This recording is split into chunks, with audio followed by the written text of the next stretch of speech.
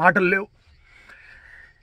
ఎన్నో ఏళ్ళు వెయిట్ చేశాను దీని గురించి, ఎన్నో టోర్నమెంట్లు వెయిట్ చేస్తూ వచ్చాం. సెమీఫైనల్స్లో కోల్పోయాం, వరల్డ్ టెస్ట్ ఛాంపియన్షిప్ ఫైనల్స్లో పోయాం, వన్డే వరల్డ్ కప్ ఫైనల్స్లో పోయాం.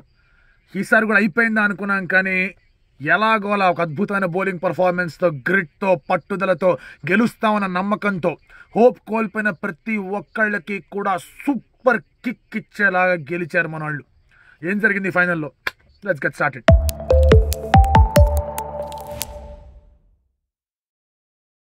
ఈ ఫైనల్ గురించి అందరి మధ్యలో కూడా ఒకటే మాట, సౌత్ ఆఫ్రికాతో ఓడిపోద్దు ప్లీజ్, సౌత్ ఆఫ్రికాతో ఓడిపోద్దు ప్లీజ్, వాళ్ళకున్న ట్యాగ్ మనకు అంట కట్టేస్తారు, నో నో నో అని. So that was an additional pressure అందరికీ కూడా. కానీ అది పక్కన పెడితే కనుక India was under a lot of pressure. ఎందుకంటే స్టార్టింగ్లో టాస్ గెలిచారు, బ్యాటింగ్ తీసుకున్నారు, decision was good. First 8 balls బాగానే వెళ్ళింది, 23 వచ్చాయండి. ఆ తర్వాత టక్కని 3 వికెట్లు పడ్డాయి. రోహిత్ శర్మ స్వీప్ షాట్ కొట్టబోయాడు, క్లాసన్ క్యాచ్ పట్టుకున్నాడు, పంత్ స్వీప్ షాట్ కొట్టబోయాడు, బాల్ పైకి లేచింది, డికాక్ క్యాచ్ పట్టుకున్నాడు, సూర్య అతను సుప్లా షాట్ ఆడదాం అనుకున్నాడు, బాల్ బ్యాట్ మీదకి రాలేదు, అతను అవుట్ అయిపోయాడు. ఏం జరుగుతుందో అర్థం కాని పరిస్థితి. అండ్ దెన్ కేమ్ ఇన్ బాపు. అక్షర్ పటేల్ గురించి ఎంత చెప్పినా తక్కువే, ఎందుకంటే టఫర్ సిచ్యువేషన్స్ ప్రతిసారి అతనికే బాల్లో బ్యాట్ అప్పగించారు. పాపం ఇవాళ కూడా టఫ్ సిచ్యువేషన్ అతనికి ఇచ్చారు. మిల్లర్ అండ్ అలాగే క్లాసన్ బాగా ఆడుతున్నప్పుడు అతనికి బౌలింగ్ ఇచ్చాడు రోహిత్ శర్మ. 24 పరుగులు కొట్టారు అతను. మ్యాచ్ అయిపోయింది అనుకున్నారు అక్కడ అందరూ, అండ్ ఇన్ఫ్యాక్ట్ అయిపోయింది కూడా. And then the redemption start. అక్కడ దాకా వద్దాం. బట్ అక్షర్ పటేల్ ఆ ఇన్నింగ్స్ కనుక ఆడకుండా ఉండుంటే హెల్ లాట్ ఆఫ్ ట్రబుల్లో ఇండియా ఉండేది. ఎందుకంటే విరాట్ కోహ్లీ అగైన్ లేదు నేను 20 ఓవర్లు ఆడాలని ఒక జోన్లోకి వెళ్ళిపోయాడు. సో విరాట్ దగ్గర నుంచి షాట్స్ రావట్లా. ఒకటి is out of form, first point. రెండోది అతను ఆడే షాట్లు కూడా కొంచెం కష్టం అవుతుంది ఆఫ్టర్ దోస్ ఇనిషియల్ 4 బౌండరీస్. ఆ తర్వాత it was on Axar Patel ఎలా చేయాలి, ఏం చేయాలని. And in fact Virat Kohli's innings అనేది చాలా ట్రిక్కీ ఇన్నింగ్స్. ఒకవేళ కనుక ఈ మ్యాచ్ మనం ఓడిపోయి ఉంటే అందరి గన్లు కూడా విరాట్ కోహ్లీ మీద ఉండేవి. రైట్లీ సో, కాదనట్లా. అతనే వెనకేసుకురావాల్సినట్టుగా ఏం కనిపించట్లే. హీ డిడ్ ప్లేస్లో ఇంకో 2 ఓవర్లు ముందే అతను అటాక్ చేస్తుంటే బాగుండేది, కుదరలేదు. But in the end it was a valuable innings, అది మాత్రం ఖచ్చితంగా ఒప్పుకోవాలి. ఎంత కష్టం ఉన్నా ఏం జరిగినా కూడా ఇన్నింగ్స్ని హోల్డ్ చేశాడు. క్వింటన్ డికాక్ కూడా అలాంటి ఇన్నింగ్స్ ఆడే ప్రయత్నం చేశాడు, అవుట్ అయిపోయాడు. So Virat Kohli health innings, కానీ అక్కడ అక్షర్ పటేల్ దగ్గర నుంచి మంచి కాంట్రిబ్యూషన్ వచ్చింది. ఎందుకు దూబే అన్నవాళ్ళు దూబే వాళ్ళు ఆడి చూపించాడు. 3 4లు కొట్టాడు, 6 కొట్టాడు. అక్కడ మళ్ళీ రన్ రేట్ పెరగడానికి కారణమయ్యాడు. లాస్ట్ 10 ఓవర్స్లో ఇండియా 101 పరుగులు కొట్టింది. ఆ 101 పరుగులు రావడంలో అక్షర్ పటేల్, శివం దూబే, విరాట్ కోహ్లీ కీలకమైన పాత్రలు పోషించారు. అండ్ ఎందుకంటే విరాట్ కోహ్లీ కూడా 50 వచ్చిన తర్వాత అతను కూడా అటాక్ చేశాడు. 50 of 48 in T20 game is a bad score. కానీ కాంటెక్స్ట్ ఆఫ్ ద గేమ్లో 50 of 40 కూడా been a very good score. 8 balls extra వెళ్ళి అందులో డౌట్ లేదు. బట్ స్టిల్ ఆ తర్వాత లాస్ట్లో యాక్సలరేషన్ రావడంలో చాలా హెల్ప్ చేశాడు. అండ్ ఉండుంటే కానీ ఇంకొక 10 runs ఎక్స్ట్రా వచ్చేది, అది కుదరలా. But in fact it was a very helping hand Virat Kohli ఆడింది. అండ్ ఓకే ఫైన్, సరే 176 హయ్యెస్ట్ చేజ్ అవ్వాలి. ఒకవేళ కనుక సౌత్ ఆఫ్రికా గెలవాలంటే వాళ్ళు ఇప్పటిదాకా చేస్తున్నప్పుడు తడబాటు చూపించారు, అండ్ అక్కడ ఇబ్బందులు కనిపిస్తూ వచ్చాయి, జస్ట్ అలా స్నీకిన్ అయిపోతూ వచ్చారు. సో ఎలా ఉండబోతోంది ఏంటి అనుకుంటున్న సమయంలో రజా హెండ్రిక్స్ వికెట్ పడ్డం. అండ్ ఆ తర్వాత సరే ఎలా ఉంటుంది ఏం జరుగుతుందంటే మార్క్రమ్ వికెట్ పడ్డారు. రజా హెండ్రిక్స్ వికెట్ మాత్రం వేరే లెవెల్ బాల్ బుమ్రా దగ్గర నుంచి. అలాంటి బాలే మార్కో యాన్సన్ కూడా వేశాడు. ఒకటి రజా హెండ్రిక్స్ బాల్ బయటికి వెళ్ళింది, మార్కో యాన్సన్ బాల్ లోపలికి వచ్చింది. సూపర్ బాల్ అది, ఆ 2 balls కూడా. మార్క్రమ్ అవుట్ అయ్యాడు. మార్క్రమ్ అవుట్ అయిన తర్వాత Tristan Stubbs at number 4 was a very good move. In fact నేను మాట్లాడుతూ చెప్పాను కూడా, అక్షర్ పటేల్నే పంత్ వికెట్ పడిన తర్వాత పంపించి ఉండాల్సింది. ఎందుకంటే అక్కడ మహారాజ్ ఉన్నాడు, షంజీ ఉన్నారు, మార్క్రమ్ కూడా బౌలింగ్ వేయడానికి రావచ్చు. అక్షర్ వచ్చుంటే బాగుండేది. సూర్య ఇంకొంచెం ఒక 4 ఓవర్ల తర్వాత వచ్చుంటే స్పిన్నర్లను కొట్టేవాడు అని. బట్ ఏమో సూర్య ఆడలేకపోయాడు. He had a very good record South Africa మీద, కానీ ఆడలేకపోయాడు. కానీ ఇక్కడ స్టబ్స్ అండ్ డికాక్ బాగా ఆడేస్తున్నారు. అక్షర్ పటేల్కి టఫర్ ఓవర్స్ ఇచ్చేస్తున్నాడు, కొట్టేస్తున్నారు, విండ్ని యూజ్ చేసుకుని ఆడేస్తున్నారు. ఇంద్రాయి గోళం అనుకుంటున్న సమయంలో స్టబ్స్ అవుట్ అయ్యాడు. రైట్ వికెట్ వచ్చింది అనుకుంటున్న సమయంలో క్లాసన్ అండ్ అలాగే క్వింటన్ డికాక్ రిస్క్ లేకుండా కొట్టారు బాస్. కుల్దీప్ యాదవ్ని ఒక ఓవర్లో పిచ్చా కొట్టుడు కొట్టారు. కుల్దీప్ యాదవ్ బుమ్రా తర్వాత is the second match winner in bowler. అతను లెఫ్ట్ హ్యాండ్ బ్యాటర్కి అలాగే క్లాసన్కి వేస్తాడు, వికెట్ తీస్తాడేమో అనే ఆలోచనలో ఉంటే కుదరలా, వర్కౌట్ కాలేదు అక్కడ. సో ఏందబ్బా వెళ్ళిపోతుందా స్కోర్, వాట్ ఈజ్ హ్యాపెనింగ్ అనుకుంటున్న సమయంలో రోహిత్ శర్మ టుక్ అ గ్యాంబుల్. హర్షదీప్ని తీసుకొచ్చాడు, తర్వాత మీకు డికాక్ కొట్టాడు, తర్వాత మిల్లర్ వచ్చాడు. మిల్లర్ ఆడుతున్నాడు, క్లాసన్ ఆడుతున్నాడు, కొట్టేస్తున్నారు. రన్ రేట్ అనేది 9కి వచ్చేసింది, ఇంకా అయిపోయింది స్కోర్ అనుకుంటున్న సమయంలో 6 overs 54 కొట్టారు. అంత ముందు ఓవర్లో కుల్దీప్ యాదవ్ని కొట్టారు శుభ్రంగా. 6 overs 54, it is going know where. ఏందబ్బా పరిస్థితి అనుకుంటున్న సమయంలో అక్షర్ పటేల్కి బాల్ ఇచ్చాడు. అక్షర్ పటేల్కి బాల్ ఇస్తే కొట్టారు, 24 runs కొట్టారు. చాలామంది అక్షర్ పటేల్ మీద గన్లు పెట్టుకుని రెడీగా ఉండేవాళ్ళు, ఏంద్రాయి బౌలింగ్ అని. కొంతమంది రోహిత్ శర్మ మీద కూడా గన్ను పెట్టారు. In fact Rohit Sharma's bat call అది, అంటే అక్కడ బుమ్రాకి ఇచ్చుంటే బాగుండేదేమో అనిపించింది అందరికీ కూడా. ఎందుకంటే వాళ్ళు బాగా ఆడుతున్నారు, స్పిన్నర్ని తీసుకొస్తే ఎట్లా, అది కూడా అక్షర్ పటేల్ లాంటి బౌలర్ని తీసుకొస్తే ఎట్లా, కొంచెం ఆగుండాల్సిందేమో అని. బట్ రోహిత్ శర్మ దగ్గర కూడా ఆప్షన్స్ లేవు. ఈ just felt 6 overs 54, 5 overs 44. Bumrah దగ్గర నుంచి ఇంకా 2 ఓవర్లు ఉన్నాయి. హర్షదీప్ దగ్గర నుంచి 1 ఓవర్ ఉంది. పాండ్యా దగ్గర నుంచి 1 ఓవర్ ఉంది. ఆ 4 ఓవర్లు కట్టడి చేయగలిగితే కనుక 1 ఓవర్లో స్టిల్ ఒక 20 దాకా మనం ఆపుకోగలమేమో అనే ఆలోచనలోకి వెళ్ళాడు. That is the reason it's a Gamble. So Gamble అనేది ఏమవుతుంది అంటే కనుక basically if it comes of wow అనుకుంటాం, రాలేదంటే కనుక ఏంది అంటాం. సో ఇక్కడ రాలేదు, అందుకే అందరూ కూడా ఏంటి అనడం మొదలుపెట్టారు. బట్ ఆ తర్వాత ఈవెంట్ బుమ్రా బాగా వేసాడు ఓవర్. ఆ తర్వాత పంత్కి చిన్న నిగిల్ వచ్చింది, ట్రీట్మెంట్ అని చెప్పి పిలిచాడు. ఐ థింక్ మోస్ట్ స్ట్రాటజికల్గా ఆ యొక్క ట్రీట్మెంట్ అనేది జరిగిందా అనిపించింది. దానికి కారణం ఏంటంటే అంతకుముందు ఒక డిస్కషన్ జరిగింది ఎంపైర్లతో. ఓవర్ అంత కరెక్ట్గానే ఉన్నామా ఏంటి పరిస్థితి అంటే ఎంపైర్లు అందరూ you're much before the overs, మీకేం ప్రాబ్లం లేదనేసరికి పంత్ నాకు కొంచెం ఇబ్బందిగా ఉంది, నాకు ట్రీట్మెంట్ కావాలని చెప్పాడు.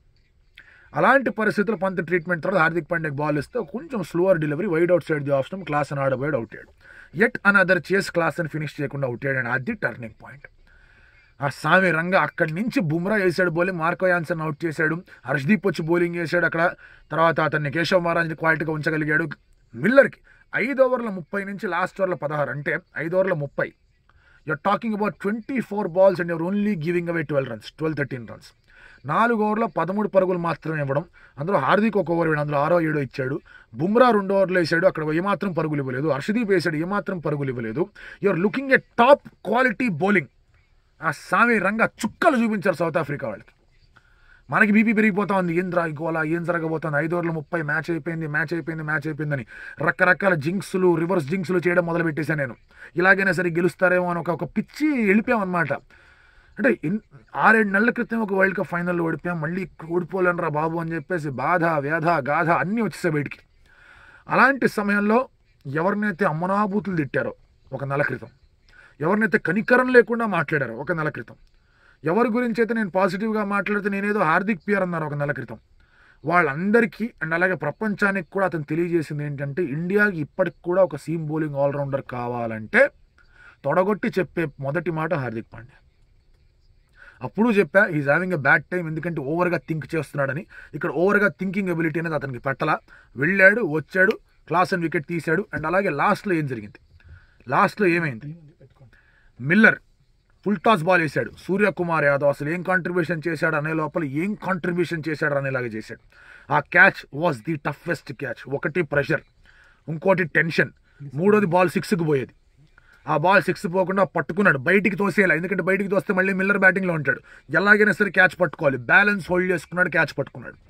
సుప్లా షాట్లు రాలేదు కానీ సూపర్ క్యాచ్ పట్టాడు సూర్యకుమార్ యాదవ్. మిల్లర్ వికెట్ పడింది, రబాడా 4 కొట్టాడు. ఏంద్రా అనుకున్నారు, ప్రెషర్ కనిపిస్తూనే ఉంది. 2 సింగిళ్ళు వచ్చాయి, ఒక వైడ్ వచ్చింది, ఒక సింగిల్ వచ్చింది. అండ్ ఆ తర్వాత ఎమోషన్స్ జస్ట్ ఓవర్ఫ్లో. ఎంతమంది ఎన్ని రకాలుగా ఈ ఫైనల్కి కాంట్రిబ్యూట్ చేశారు, ఇది ఒక వీడియోతో సరిపోదు బాస్, వస్తానే ఉంటాయి వీడియోలు. 2007లో గెలిచాం మనం, 9లో 10లో మనం క్వాలిఫై కూడా కాలేకపోయాం సరైన రీతిలో. 12లో ఒక మ్యాచ్ ఓడిపోయిన కారణంగా మనం సెమీఫైనల్స్కి వెళ్ళలేకపోయాం. 14 ఫైనల్స్లో ఓడిపోయాం, 16 సెమీఫైనల్స్లో ఓడిపోయాం, 21 bad T20 of all times, 22లో మళ్ళీ సెమీఫైనల్స్లో ఓడిపోయాం. ఆ తర్వాత 22 సెమీఫైనల్ ఓడిపోయిన దగ్గర నుంచి ఎంత బాధ. Last 1 year world test championship పోయి, వరల్డ్ కప్ పోయి, వన్డే వరల్డ్ కప్ పోయి, ఏం జరుగుతోంది ఇక్కడ అనుకుంటున్న సమయంలో ఇది కూడా పోయిందా, ఇంకా గెలవలేమా మనం ఏంటి అనుకుంటున్న టైంలో India just lifted them selves. ప్రతి ఒక్కళ్ళు దానికి కారణమే. అతని కారణం, ఇతని కారణం అని చెప్పడానికి లేదు. ఎస్, ఒక బిలీఫ్ అనేది రోహిత్ శర్మ తీసుకొచ్చాడు. ఎక్స్పీరియన్స్ పరంగా రాహుల్ ద్రవిడ్ కూడా అతని పాత్ర అతను పోషిస్తూ వచ్చాడు. విరాట్ డిడ్ వెల్ ఇవాళ ఒక క్రిటికల్ సిచ్యువేషన్స్లో.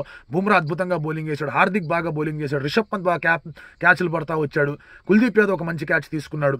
Everybody did well. అందరి దగ్గర నుంచి కాంట్రిబ్యూషన్స్ వచ్చాయి. అండ్ అందరి దగ్గర నుంచి కాంట్రిబ్యూషన్ వచ్చింది కాబట్టి మనం వాళ్ళకి గెలవగలిగాం. ఓటమి అంచుల నుంచి లాక్కున్నాం వరల్డ్ కప్ని.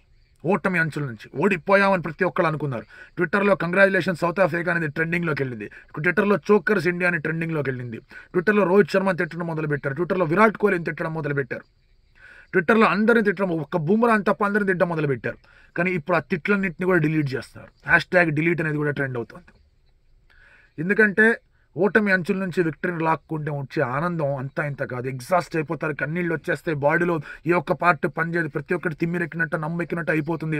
గిల్లుకున్న అర్థం కాదు, పొడుచుకున్న అర్థం కాదు, ఏం చేసినా అర్థం కాదు, మాట తడబడుతుంది, కళ్ళు చెమరుస్తాయి. అండ్ ఈ విక్టరీ కోసం ఎన్నేళ్ళ నుంచి వెయిట్ చేశాం బాస్. 2017లో నేను ఈగిల్ మీడియా వర్షం మొదలుపెట్టినప్పటి నుంచి ఒక్కసారన్నా గెలిస్తే వీడియో మాట్లాడాలనిపించింది నాకు. 17 కుదరలేదు, 19 కుదరలేదు, 21 కుదరలేదు, 22 కుదరలేదు, 23 కుదరలేదు. గెలిచాం మనం సామిరంగా జెండా రెపరెపలాడేలాగా బాతేసాం అక్కడికి వెళ్ళి. ఎవరిని ఓడించా ఎవరిని గెలిచామని మీరు మాట్లాడాలనుకుంటే కనుక సౌత్ ఆఫ్రికాని ఫైనల్లో, ఇంగ్లాండ్ సెమీఫైనల్లో, ఆస్ట్రేలియా సూపర్ 8లో, పాకిస్తాన్ గ్రూప్లో ఆల్ టఫ్ టీమ్స్ని ఓడించి గెలిచాం మనం. అండ్ ఈ విక్టరీని సెలబ్రేట్ చేసుకోవాలి. ఈ విక్టరీ గురించి మనం ఖచ్చితంగా టపాసులు కాల్చుకోవడం లేదా పార్టీలు చేసుకోవడం ఏదో ఒకటి చేసుకోవాలి. జాగ్రత్తగా సెలబ్రేట్ చేసుకోండి. And this victories for all of us. Yes, కొన్ని స్టేట్మెంట్లు వచ్చి ప్లేయర్ల సంగతి, ఇండివిజువల్ రెస్పాన్సిబిలిటీస్ తీసుకున్న కొంతమంది ప్లేయర్స్ ఇంపార్టెంట్ స్టేట్మెంట్లు కూడా ఇచ్చారు. వాటన్నిటి గురించి కూడా మాట్లాడుకుందాం. బట్ ఈ వీడియో అనేది మనకి మన ఇండియన్ టీం ఇచ్చింది. ఇంత కన్సిస్టెంట్ టీంని ఎక్కడా చూడలేక అంతే కన్సిస్టెంట్గా ఫైనల్ స్టెప్లో మన వాళ్ళు తడబాటు చూపిస్తూ వచ్చారు. ఈసారి తడబాటు పొరపాటు లేదు. ఇది కొత్త ప్రపంచం అని చెప్పాను నేను ఆల్రెడీ పొద్దున. ఎందుకంటే ఇక్కడ గెలిస్తే కొత్త తరం రాబోతుంది, గెలుపుతో కొత్త తరం ఎంట్రీ ఇవ్వబోతోంది. T20 అనేది ఎట్లా ఆడబోతుందో మారబోతోంది. అండ్ ఇక్కడి నుంచి ఇండియా కొంచెం మంచి విక్టరీలు రావాలని చెప్పేసి కోరుకుందాం. కొత్త ప్రపంచానికి, కొత్త శకానికి ఈ యొక్క విక్టరీ అనేది నాంది అనుకుందాం. Thank you team India.